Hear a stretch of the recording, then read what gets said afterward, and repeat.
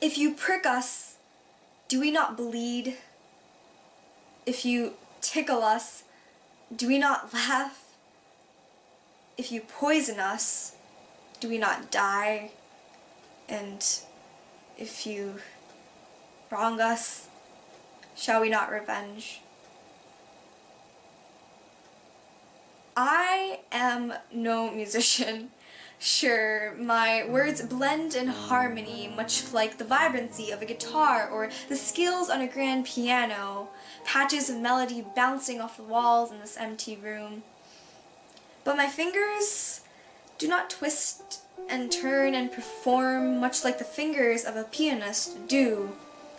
A simple instrument can connect, create such a bond between the two that death cannot rip to shreds. The first scene, not the last, I know it's quite difficult to contrast, foreshadows and depicts the entire movie within a matter of seconds. Picture Szpilman pouring his heart out for a passion like no other, suddenly jerks to rattling, his hands begin shaking, yet still as firm as before. His melodious performance becomes intense, much like the rupture of contents shattering through the walls of radio stations' windows, chunks of cement crashing through ceilings, persevering until a bomb hits. Dashing out and about into a fan of his music, all while the chaos doesn't end. His warm smile and determination through all the havoc is what brings him back alive again. Taking it from the beginning, a loving family, whether it is seen or not, of Polish Jews living in a small home witness the terrors and restrictions and laws from German soldiers, these sadists demanding entertainment from merciless Jews in the town of Warsaw. Henrik's witty humor, mother's compassionate heart, and growing concern. Helena, a sister Waldeck, said that he wished to know better. His family flooded with personalities unlike his. Subtle remarks, his brother stated, were still not enough to muddle the message, only targeted at Szpilman, emphasizing his constant hunger for survival. His voice was portrayed more through facial expressions, a smirk, weary eyes. His emotions are his voice. As he remains in hiding, his feelings are readily shown, and his acting displays hurt, pain, confusion, yet feels satisfied when hearing music on its own. The constant reminder that there is hope, whether it be from a cello, distant notes on a piano, merely hovering fingers over the keys, is enough. Enough to have the will, to abstain the thought of loved ones left behind, to ignore the pain of beatings and beatings from a small mistake. Yet he's constantly seeing blue stars on bloody arms, bloodstains, bodies sprawled across the ruins of the streets, blaring noises of pistols every minute. You don't remember how Szpilman looked with color, without grown-out hair and weary eyes.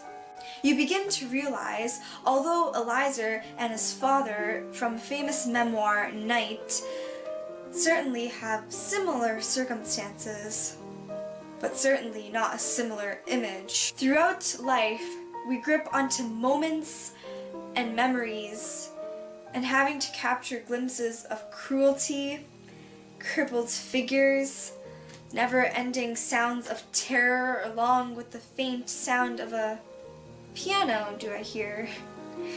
Much different than reading sections of torture and beatings and death. Quoted by Szpilman himself, "Sometimes I'm not sure which side of the wall I'm on. Ellie on the other, both sides begin to dehumanize trampled corpses, watching countless suicides, whether it be in flames from the edge of a building or crawling towards 2 cauldrons of soup.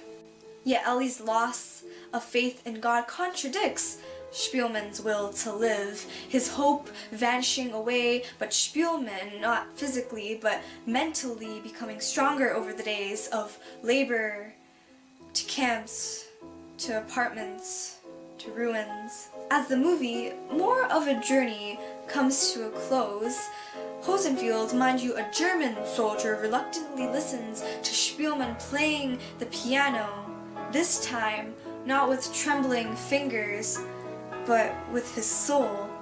The image of a young boy, Juliek, springs to mind, gripping a violin, playing with his life as Szpilman did a story, starting off soft, quiet, then transforming into a spiral of agony and hate, representing the second breakdown he's had since deportation day. White and black keys built into a rusty wooden shape.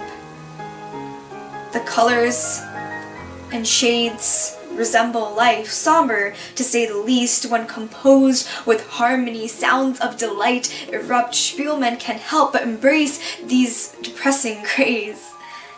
Isn't that what brought him to where he is today? Now, if you wrong us, shall we not revenge?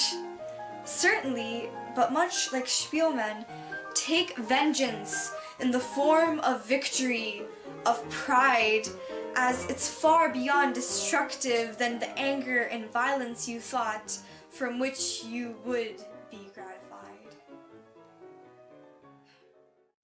I would rate this movie 5 out of 5 stars. From the bottom of my heart, I truly enjoyed watching the film for the following reasons.